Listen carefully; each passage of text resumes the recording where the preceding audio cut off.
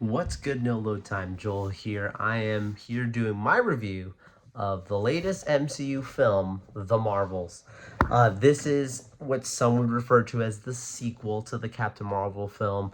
I would say it's kind of like a Batman versus Superman to the Man of Steel, where it's not really a true sequel. It has this character continue on, but it really is its own new story. Think Wakanda Forever is not necessarily continuing T'Challa's story. It's its own thing from Black Panther, but it's in the same world. I would say this is kind of the same situation going on here. But before I get into this film, I do want to warn I am going to talk spoilers. So if you have not seen The Marvels and you're planning to see it, stop the video, subscribe, come back and watch this video after you have seen it so we can jump into all the good stuff. But yes, you've been warned. I'm going to talk about the film. All right, we're going to talk spoilers in 5, 4, 3, 2, 1. Let's get it. All right, so just generally speaking, there's been a lot of different divisive takes on this film. And I understand why. I understand after really seeing and watching it fully through, it unfortunately does kind of have some of the inconsistency that the MCU has suffered with just as a whole. Now, just right off the rip, am I going to say that it is the worst or in the worst MCU films that we've ever seen? No, it's not there. But is it in the top? No, it's kind of stuck in that lower kind of mediocre, funny, entertaining, not a bad movie, but not one of the super memorable ones either. I think most people will like this. I think most people will enjoy this. I don't think many. I think you see what the critics are saying, and because they're looking at it critically as a film, and I get that, right? And that's kind of always been their thing. But audience members, look, they're just looking for a good time. They're looking to laugh, looking to have fun, and this film does deliver that, right? There's a lot of comedy, there's a lot of action, and the film is short. Like the film is less than 2 hours, not something we're used to in the MCU. So I think that's something too that's gonna hit with people. Like it's got its pacing, it's in, it's out, and you're done, right? So yeah, like let's just talk overall, just the sentiment. I think that with the film, most people were trying to figure out about what the actual plot is of the film, and depending on who you speak to, will tell you what the full thing is. Some will say, well, the plot of this film is, Miss Marvel, Captain Marvel, and Monica Rambeau are all kind of tied together with their powers, and they're trying to figure out how to untie their powers. I don't believe that that is the main premise of this, right? Another person will tell you that it's a battle between the Skull and the Kree, and it's about restoring the Kree Empire. I also don't think that's what this movie is technically about. So what is this movie really about? To me, this whole movie is about the bracelets. If you guys have not watched Miss Marvel and you are trying to watch this movie, you are going to be lost. I'm gonna tell you straight up. And that's kind of been the Marvel thing, right? Like Marvel's a long running television show, and many people have referred to it. It's like you have to watch every episode. You can't skip and jump ahead. And look, there's no excuse. Like this movie is not Captain Marvel 2. It's called The Marvels, and you knew what characters were going to be in it if you saw the trailers, and if you know that Miss Marvel has a TV series before. And to my understanding, they played the entire series on like regular cable television. I think like on ABC or something like that. Like they've given people a chance to watch this, to know it, and it's one of the highest rated MCU projects just in general. There's a lot of love for the Miss Marvel series, and it's maybe not necessarily geared towards someone like myself, but I understand it, and I respect it, and I think it's doing what it's supposed to in the genre that it's in, right? And that's great. So yeah, like when I'm saying what I think this movie's really about is about these bracelets, these bangles that are ancient, and they have these incredible abilities between space and time, and different the multiverse as a whole, right? I'm wearing the multiverse saga hat from Comic Con, right? I got this guys in Hall H in 2022. That's what this whole thing's been about, right? So they're still sticking it that this is the next multiverse saga episode, and this is important to the multiverse, and it certainly is. The tough part is you have to go through a lot of really, really not great storytelling to get to the really good stuff in this movie. Let's just talk about the stuff that's a challenge from the story, the villain. I love that they are trying to revisit the Skrull-Kree War. I love that they're trying to still bring that back. I think if you're going to do anything with Captain Marvel, her Kree connections is great to tie into. Her keeping it cosmic, and really just tying it down to some of the adventures she has in space is the best way to go. So I love that they try to do that. With that being said, the villain here falls into a very typical Marvel problem, where Marvel has an issue with really developing a true villain and true reasoning behind what they're doing. And so yes, we have a reason. Yes, we see and we get the exposition around what the intentions are behind this character. But the problems aren't necessarily the intentions for me, because I understand that clearly. The problems for me is why is this character so powerful? um, like this character has something else going on that we never see or understand. Would have loved to have had some type of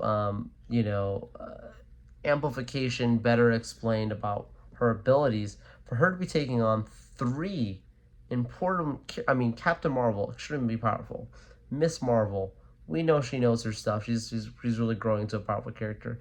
And Monica Rambeau, who we also know is super powerful. We watched the WandaVision show, which is another thing you need to watch before you get to this. If you haven't watched WandaVision, just like I said, Miss Marvel, you need to see that to understand this, right? So they're not giving you any soft throws. They're really making sure you understand inside baseball. And but yeah, like with this character taking on all three of these characters, and yes, people are going to say, well, they can't really use their powers. Spoilers, again, we're talking about it, right? They have to really limit using their powers to be able to stop this villain, because whenever they use their powers, they switch between each other's place. Didn't fully understand that either, but regardless, we'll go with it. It's comic books do stuff like that all the time. Not that big of a deal for me. But when they do finally get to this moment where they're on the singing planet, which didn't love that either. That was pretty corny, but I digress. When they finally get to this place and they finally have the villain cornered, right? And Captain Marvel has her hands on this bangle with her. She can't get it off, and is just thrown off to the side, and this carries on. And I said this to the folks that saw the movie with me. I want everyone right now, close your eyes. Remember 2019, sitting in the theaters watching Avengers Endgame. Remember the scene. Sire, look at the skies, and you see Captain Marvel bursts of fire and glory flying through the battlefield and just absolutely going Super Saiyan and just destroying ships coming right on through from Thanos' fleet. Comes right up to Thanos, grabs his fist with the gauntlet. I got the gauntlet here, guys. Grabs it, right? He can't even clench his fist because he wants to snap. He wants to do the thing. And she's able to keep his hand open, headbutts him back, and can completely go strength for strength, toe to toe. And he has to pull out the Power Stone to be able to knock her away, to keep her from literally ending the whole thing as one person. And this Captain Marvel struggled against a regular Kree alien with a bracelet to get it off. It was tough. It was tough sitting there, knowing what you know. It's different if we never saw that before. Different if it was an origin or something like that. But when you've seen that kind of stuff, and then you see this, you're like, whoa, I can't get that out of my head. It's kind of crazy. Anyways, not trying to rant on that too much, but just stuff I think that the creative, team, the people who just help out and say, hey, let's think how we factored in. You can have characters that are, Batman fights the Joker. Joker's nothing crazy than just being an absolute madman, but you write it in well enough when it's done right. There's been bad ones when it's done right? Like you can see where there's maybe an ideological difference or challenges around boundaries or whatever, right? Like you have to find those kind of things with characters like this. When you have a character she's basically like a Superman. Captain Marvel's her own person, right? She's super powerful. She's great. I love that. So you need to find ways to write it in, and I think they struggled with that a little bit here. And really, they just try to use the whole can't use your powers that much because of the switching of places. Even though there's plenty of sequences where the characters use their powers for a good amount of time and don't switch, and sometimes they do. I digress, but still, just something to think about. And then there's one scene that's gonna really, really, really be divisive for many people. Some people are gonna think it is hilarious to them, and there's people like me where it just didn't work for. And that is the cat scene. The cat scene did not work for me at all. Um, it wasn't funny. I'm not somebody who's too stiff, and I'll laugh at things that are silly, but that was one of those ones that just didn't wasn't funny to me. I mean, people were laughing around me, and I was like, this didn't make me laugh. Just was strange. Didn't do it for me. And yeah, so that was like some people are gonna find it funny to what tickles your fancy, but just didn't do it for me. And it was a long scene. People just running for their lives, being eaten by cats. I was like, okay, that's what we're doing. Um, yeah, so that was some of the rough parts with this film. Good things. Miss Marvel really nailed that character. Her family was always funny. You need that. Marvel is really good when it keeps its humor involved in the right way, and the heart. And this character gives humor, gives heart. Really, really just connects it really well. I love that. Monica Rambeau was really good in this too. Like I know there's some people who are like, I didn't really feel a connection. I mean, if you, I don't know what you're watching. To me, I felt it. I understood it because if you watch the first Captain Marvel, you understand her relationship, Auntie Carol, and you see WandaVision, and the fact that she blipped and she wasn't there, come back with her mom, and then on top of that, like when people are mourning, newsflash for people who didn't get this, like when people are mourning and they lose someone that they love, anyone that reminds them of someone that they love can be a sensitive thing. So I don't know why people have found that hard to believe, but for me, it's very easy to understand. And I thought the portrayal of that was um, just enough, just right enough, really hit the mark. I think she did a really good job with portraying that. And yeah, I think just in general, when you finally get to the end, and clearly the sacrifice that Monica makes, I thought was perfect. I thought it made sense. I love the jump points. I'm a Disney guy, like the parks, and being here in Orlando, we've got the Guardians of the Galaxy ride, and at that ride, it's all about the jump points. I'm not gonna spoil the ride for those people who haven't ridden it, but yeah, like they tie it directly into the actual ride. I was like, this is crazy. This is like literally a Disney ride. This is cool. I love this. Um, and the way it looked and just all of it. The fact that she was the one who pulled it together. I was like, okay, spoilers for those who haven't seen Loki season 2 finale. Right, we're gonna talk about it here. Like, Loki's able to pull the universe together. She's able to pull a hole in the multiverse continuum. Sure, like that's very comic book. Like, listen, there are certain things I can argue about and be like, this makes no sense. That made sense to me. Like, there are certain things that happen in the comics that just seems crazy and outlandish like that, but you write it in a way that I think it makes sense to me. I like that. And then you also have, the other next part of the end where Captain Marvel's like, I just need to make things right with the Kree people, and flies into their sun and goes supernova and gives them a fiery sun again. And when you really think again, like I was talking about the villain and it not being that strong, of just all around, you're telling me that the whole movie, battle necessarily could have been prevented had she just flown in and set fire to the sun, you know, 10 years ago or however many years ago it was. Crazy. So yeah, it's tough when you see stuff like that, but it can make it sound like I didn't like the movie. I actually thought it was more entertaining than most people would give credit to. I've seen bad movies. I've checked out of movies. Blue Beetle, didn't like it. Shazam 2, didn't like it. Talking about DC movies, right? Let's talk about Marvel. Eternals, could not stand it. Thor Love and Thunder, didn't do it for me.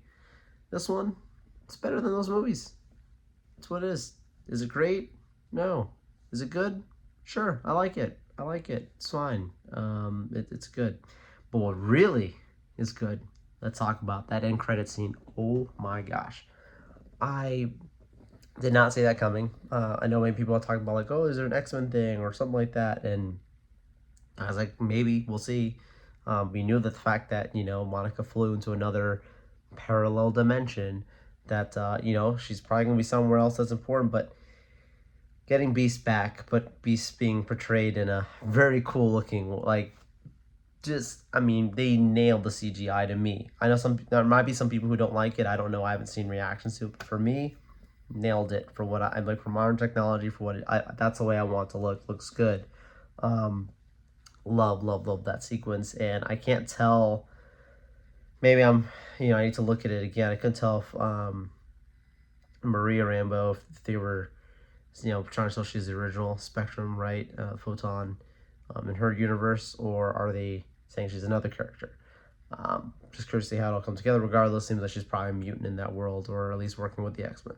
Love that. So cool. Cannot wait to see it.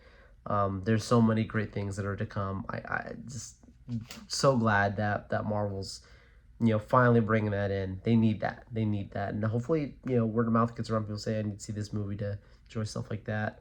I want to see Marvel hear good things, right? It's not just always the bad stuff. There's some good stuff, and I enjoy that. But anyways, long rant. A lot of stuff to talk about with this movie. Glad that I got to see it. Hope you guys, can tell me your thoughts if you liked it. You didn't like it. Have a half and half kind of feelings that maybe similar to me. Tell me about it. Write down in the comments section. Love to hear from you. Make sure you stay subscribed to our channel. We bring reviews like this all the time. We're at Comic Cons. We're at talk about video games and tons of fun stuff. So stay subscribed, stay tuned to the channel, and we'll see you guys next time.